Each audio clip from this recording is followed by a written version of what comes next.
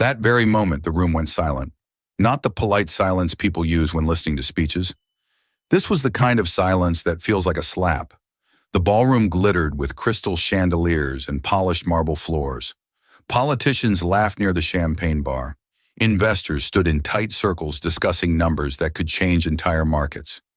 This charity gala was the kind of event where reputations were built and destroyed with a single sentence. And tonight, my husband decided to destroy mine. I was standing beside Adrian Cole, the billionaire everyone admired. His voice carried authority even when he spoke quietly. One of the investors asked about a community education program I had been supporting. For a moment, I thought it was finally my chance to speak, so I opened my mouth. But Adrian leaned closer before I could finish my first sentence. His hand rested casually on my shoulder, but his grip tightened just enough to hurt. Then he whispered so only I could hear, "Watch what you say." His breath was cold against my ear. Then he added something that froze my entire body. "You tempted me into this marriage. Don't forget that." My chest tightened. I could feel the eyes of everyone around us. Some pretended not to notice. Others stared openly. To the world, Adrian Cole was powerful, respected, and untouchable. But in that moment, everyone in the room saw something they were never meant to see. The way he looked at me, like I was a mistake he couldn't erase. Before we continue, welcome back to the channel.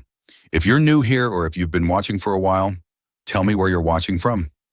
This channel shares stories about people, choices, and moments that hit closer to home than we expect. If you enjoy stories like this, you might want to subscribe so you don't miss the next one. Like and share so that your friends can see it. Adrian straightened and turned back to the investors like nothing had happened. His smile returned instantly. It was the kind of controlled smile that had convinced thousands of people to trust him with their money.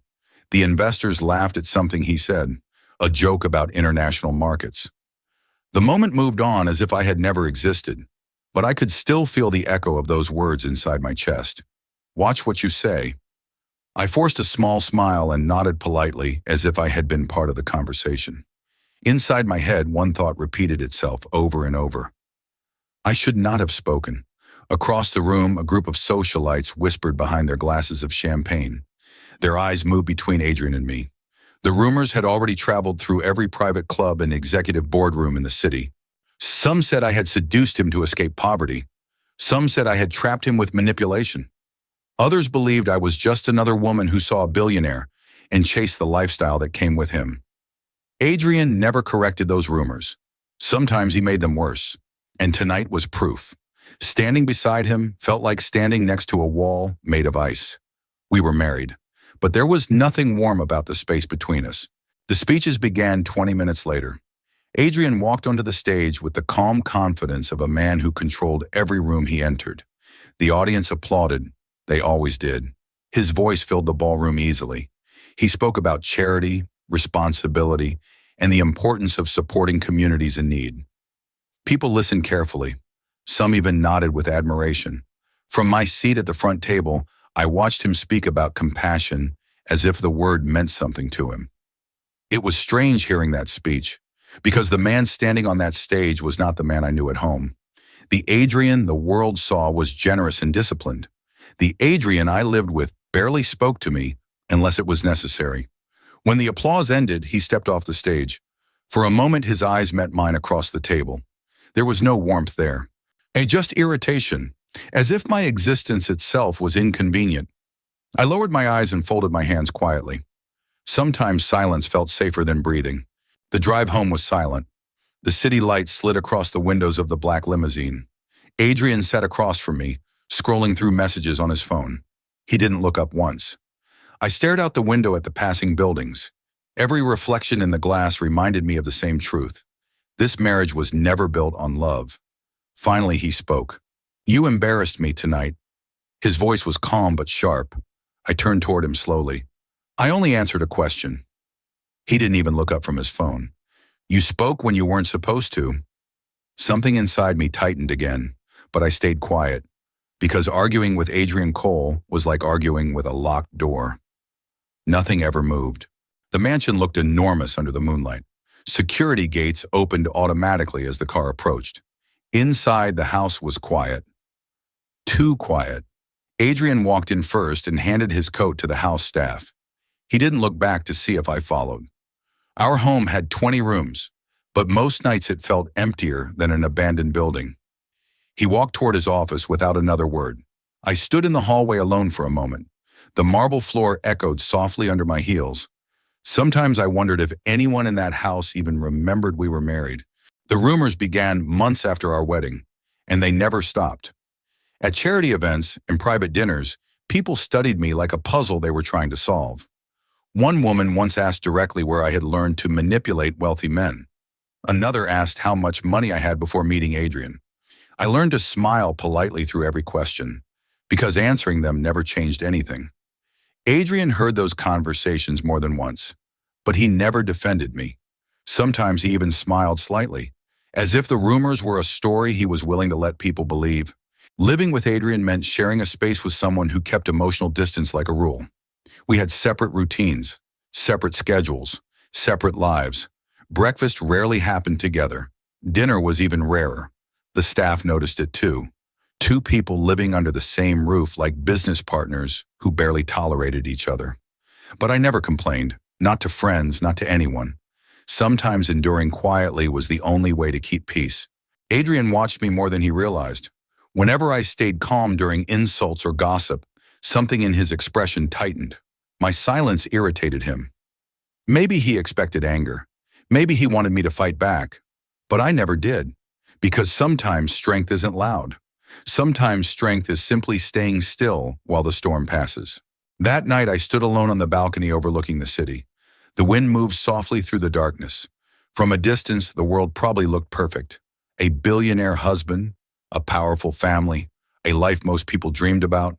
But inside that mansion, the truth was simple. My husband believed I had trapped him, and nothing I said would ever change his mind. The next morning arrived with quiet precision. Sunlight moved slowly across the tall windows of the breakfast room. The staff had already arranged everything perfectly.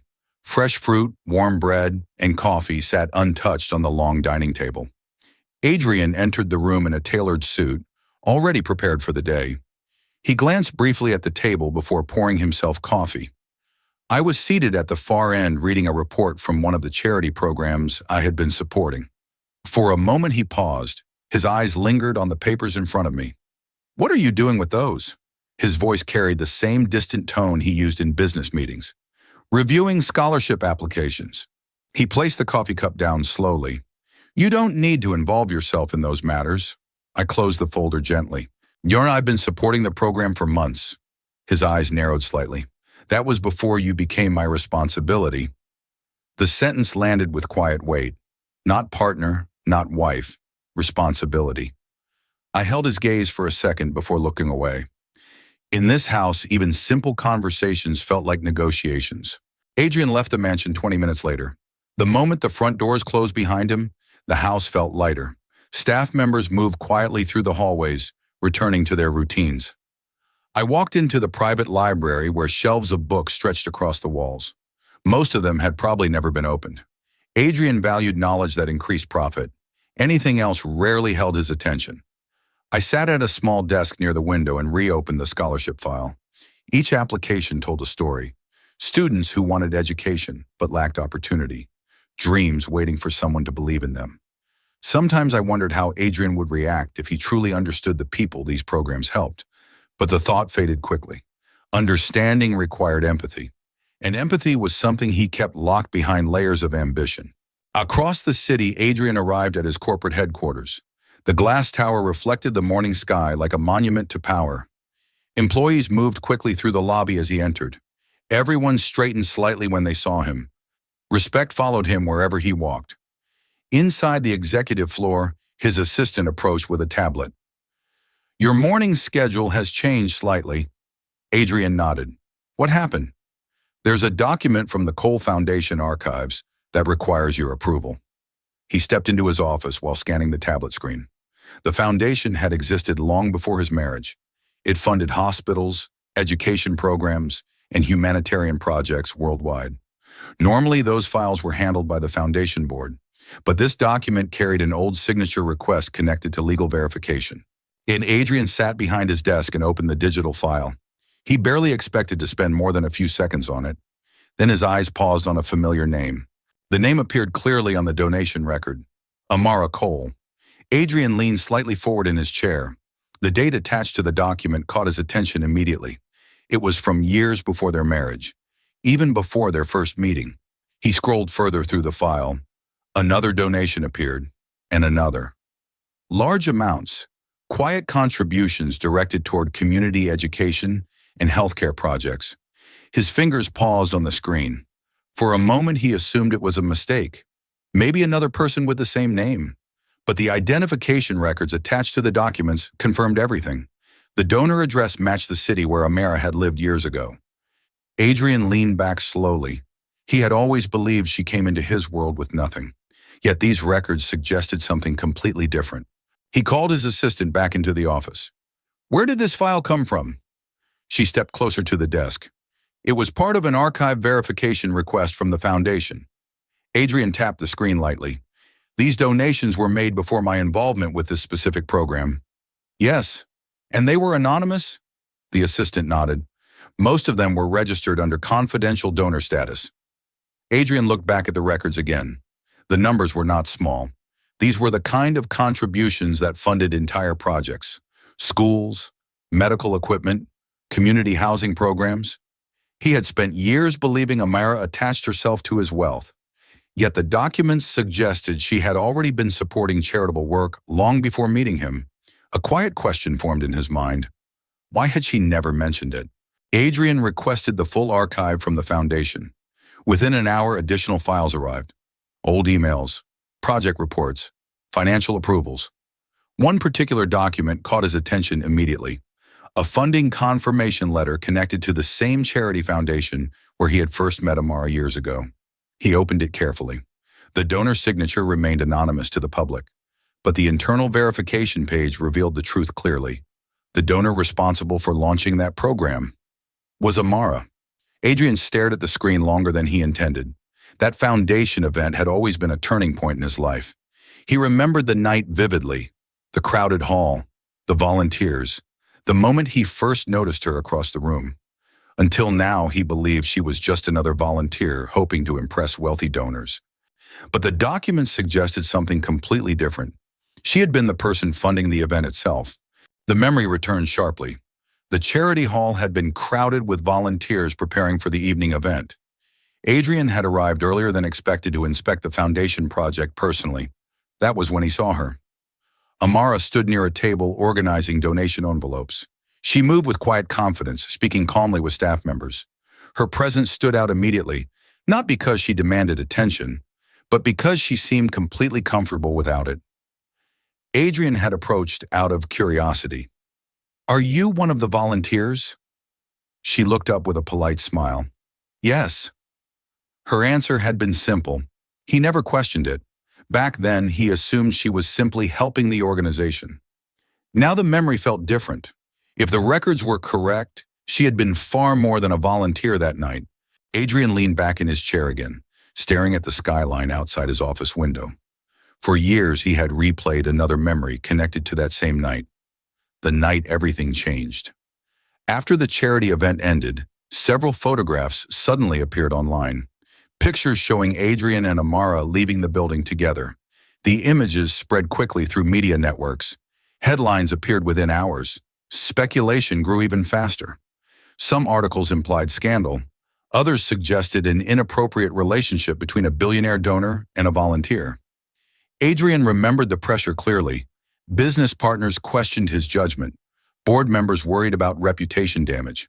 Reporters called, constantly asking for statements. His name had been on every financial headline that week. The rumors threatened everything he had built. The solution had seemed simple at the time. Marriage would silence the scandal.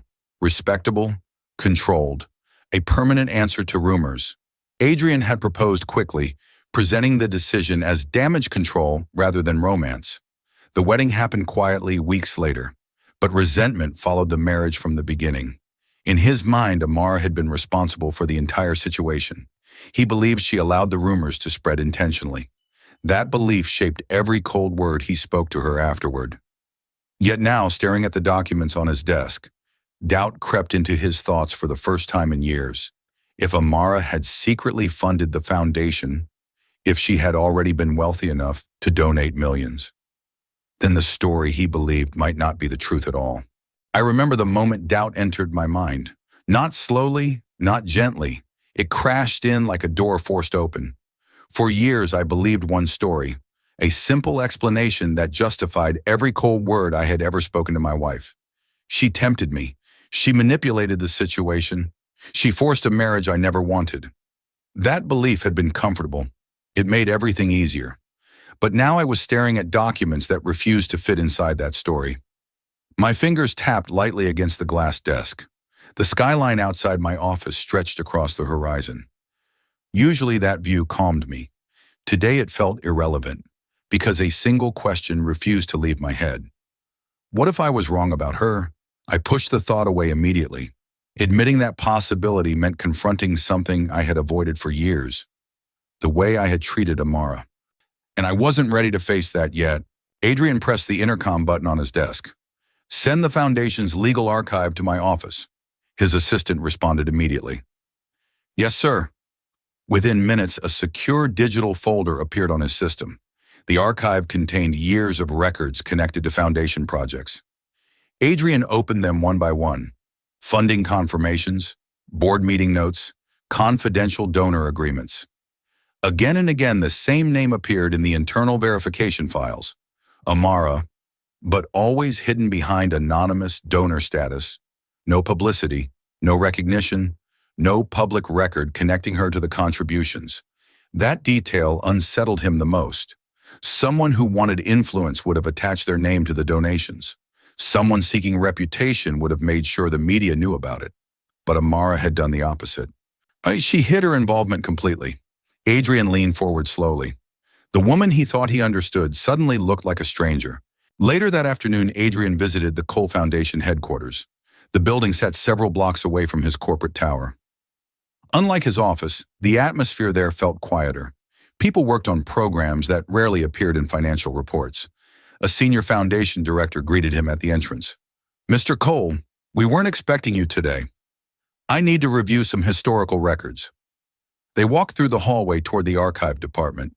Photographs of completed humanitarian projects lined the walls. Schools built in rural communities.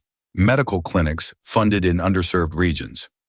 Adrian had approved many of those programs over the years, but he rarely studied their origin stories closely. Now he stopped in front of one particular photograph, a small school building surrounded by smiling children. The plaque beneath it listed the founding donor as confidential. The director spoke casually. "That project started almost a decade ago." Adrian didn't respond, because he already knew whose name appeared in the internal record. Inside the archive room, the director opened a secured cabinet containing physical records. "These files go back before the digital system." Adrian nodded. "I'll review them myself." The director left him alone. Adrian opened the first folder carefully. Old funding agreements filled the pages. Handwritten approvals. Project outlines, donation confirmations. He turned each page slowly. Halfway through the second folder, he found a familiar signature again. Amara. The date on the page made him pause. It was written nearly 2 years before they met. The donation amount was large enough to fund an entire medical outreach program. Adrian leaned back in the chair, staring at the document. The woman he had accused of chasing wealth had been quietly giving away millions long before entering his life. Another file contained photographs from the charity event where they first met. Adrian studied them carefully. Volunteers setting up tables, guests arriving, donors greeting foundation staff. In several photos, Amara appeared near the background. Always working, always focused. But something in those images caught Adrian's attention. She wasn't interacting like someone trying to impress donors. Instead, she spoke confidently with foundation directors and program coordinators, people who normally handled funding discussions. Adrian remembered his conversation with her that night. "Are you one of the volunteers?" "Yes." The answer had been technically true, but now it felt incomplete. As Adrian continued searching the files, another document slipped from one of the folders, a printed email thread attached to a financial report. He picked it up slowly. The message came from someone he recognized immediately. Victor Hale. At the time, Victor had been Adrian's closest business partner. The email discussed concerns about media exposure surrounding the charity event. One line stood out clearly. Public attention around Cole needs to be redirected before it affects investor confidence. Adrian frowned slightly. Victor had always been cautious about public reputation, but this message felt strangely strategic. He flipped to the next page. The response from another executive mentioned leaked photographs already circulating among media contacts. Adrian's eyes narrowed. The timeline in the email matched the night the scandal began. Adrian placed the papers on the table and stood up slowly. For years, he believed the scandal had grown naturally from gossip. A few photographs, some speculation, a story the media exaggerated. But the emails suggested something different. The photos had been circulating among reporters before the headlines appeared publicly.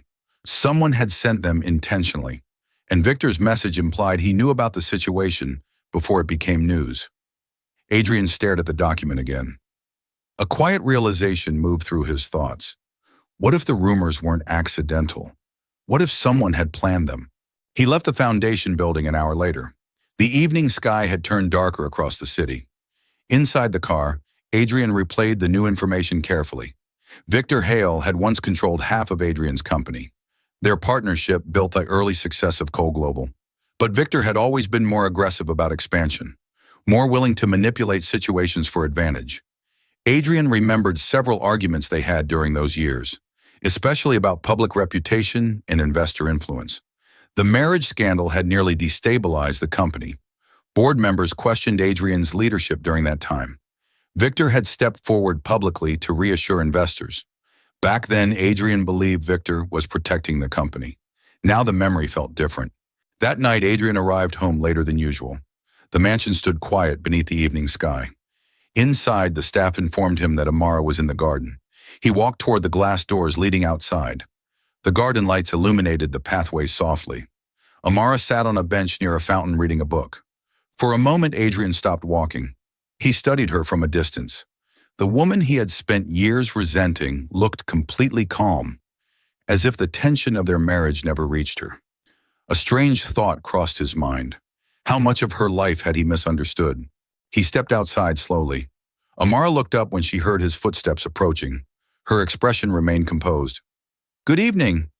Adrian stopped a few feet away from the bench. For a moment, neither of them spoke. The quiet sound of water flowing through the fountain filled the space between them. Adrian rarely joined her in the garden. Tonight felt different. He studied her carefully. The same woman he once believed had manipulated his life, but the documents in his office were forcing him to see another possibility, and that possibility made the silence heavier than usual. I had asked thousands of difficult questions in my life. Negotiations, boardroom confrontations, legal battles worth billions of dollars. None of those moments felt as heavy as the question sitting in my throat that night. The garden lights cast soft reflections across the fountain water. Amara closed the book in her hands and placed it beside her on the bench. She looked at me with the same calm expression she had worn for years. The silence stretched long enough to feel deliberate. Finally, I spoke. "Why didn't you tell me?" Her eyes didn't show surprise. If anything, they looked almost tired. "Tell you what?" I stepped closer, my voice lower now. "The donations, the foundation, the projects you funded before we even met." For the first time since I started speaking, something changed in her expression. Not shock, recognition, like someone realizing a long-delayed conversation had finally arrived. "You found the records." It wasn't a question, it was a simple statement. I took a slow breath. "You funded that foundation. You financed the program where we first met." She nodded once. The movement was small, almost casual. "You thought I was volunteering. You never asked anything else." Her voice wasn't defensive. It wasn't angry either. It sounded factual, like someone explaining a detail that had never been important enough to mention. My jaw tightened slightly. "I believed you were trying to get close to me." Amara studied my face quietly. "That belief seemed very important to you." There was no accusation in her tone, but the sentence landed harder than any argument could have. I sat down slowly on the opposite end of the bench. The stone felt colder than I expected. "Then explain something else." My voice carried less authority than usual. "The scandal. The photographs. The rumors that forced the marriage. I watched her carefully as I spoke. She didn't interrupt. She didn't react immediately either. Finally, she exhaled softly. You believed I arranged that. I believed you allowed it. She turned slightly toward the fountain, watching the water flow. For years you looked at me like I destroyed your life. Her voice remained calm, but hearing the sentence spoken aloud made something shift inside my chest. Amara folded her hands quietly in her lap. The photos were leaked intentionally. I leaned forward slightly. You're certain? Yes. How do you know? She turned back toward me slowly. Because I saw the email. The words hit harder than I expected. What email? The one discussing the media strategy before the story appeared. My chest tightened again. You knew about that? Yes. Then why didn't you say anything? She studied my face for several seconds before answering. Because you weren't ready to hear it. I stood up abruptly and walked a few steps across the stone path. The realization forming in my mind felt heavier every second. You're telling me someone planned the scandal? Yes. And you knew who did it? Yes. I turned back toward her. Victor. She didn't hesitate. Yes. The name hung in the air like a final piece falling into place. Victor Hale, my former partner. The man who had stood beside me during the early years of Cole Global. The man who reassured investors when the rumors threatened our company. The same man whose email I had discovered hours earlier in the Foundation archive. I ran a hand slowly across the back of my neck. For the first time in years, anger wasn't directed at my wife. It was aimed somewhere else entirely. I stopped walking and faced her again. You knew Victor was responsible. Yes. And you stayed silent. Her expression remained steady. If I had exposed him immediately, your company would have collapsed. The sentence forced me to pause. Explain. She spoke carefully now. Victor controlled half your executive board at the time. Removing him during a public scandal would have triggered investor panic. Cole Global would have lost billions overnight. I stared at her. You protected the company. Yes. And you let me blame you instead. She nodded once. I assumed the truth would surface eventually. Her voice softened slightly. But years passed. For a moment, neither of us spoke again. The quiet sound of water from the fountain returned to the center of the conversation. I tried to remember every cold moment between us, every insult, every accusation, every time I treated her like an enemy in my own home. The memories arrived faster than I wanted them to. You endured that for years. Yes. Why? She looked directly at me. Because your company employed thousands of people. The answer stopped my thoughts completely. I had expected anger, resentment, maybe even bitterness. But her reason had nothing to do with revenge or pride. She protected the company and the employees who depended on it. The next morning, Adrian arrived at headquarters earlier than anyone expected. The executive floor felt unusually tense as senior staff gathered in the conference room. Victor Hale sat at the long table reviewing financial reports. He looked confident, comfortable, just like he always had during board meetings. Adrian entered without greeting anyone. A folder of printed emails landed firmly on the table. Victor glanced down at the papers. His expression shifted almost immediately. What is this? Evidence. The word echoed quietly across the room. Board members exchanged uneasy looks. Adrian spoke again, his voice controlled but firm. Evidence of a media manipulation campaign designed to damage this company years ago. Victor leaned back in his chair slowly. For the first time since Adrian had known him, the confidence in his expression began to crack. The investigation moved quickly after that meeting. Legal teams reviewed communication records. Financial analysts examined archived transactions. Within days, the evidence became undeniable. Victor Hale had leaked the photographs intentionally. He expected the scandal to weaken Adrian's position within the company. If investors lost confidence, Victor planned to take control during the leadership transition. The plan almost succeeded, but the marriage had changed everything. Victor's strategy collapsed the moment Adrian chose to stay publicly committed instead of distancing himself from the situation. Now the truth reached every board member and shareholder involved. Victor resigned before the legal proceedings began. His reputation disappeared from the industry almost overnight. Weeks later, the mansion garden looked the same as it always had. The fountain flowed quietly under the evening lights. but something between us had changed. Adrian walked toward the bench where Amara sat reading again. This time he didn't stop at a distance. He sat beside her without hesitation. For several seconds, neither of them spoke. Then he said something he had never offered her before. "I was wrong." Amara closed the book slowly. She studied his face carefully. The man sitting beside her looked less certain than the billionaire the world admired. But for the first time, he also looked honest. The story that had defined their marriage for years was finally gone. Before we close this story, take a moment to subscribe if you haven't already. Stories like this remind us how easily assumptions can shape our lives. If this story made you think or feel something, leave a like and share your thoughts in the comments. And stay connected for the next story.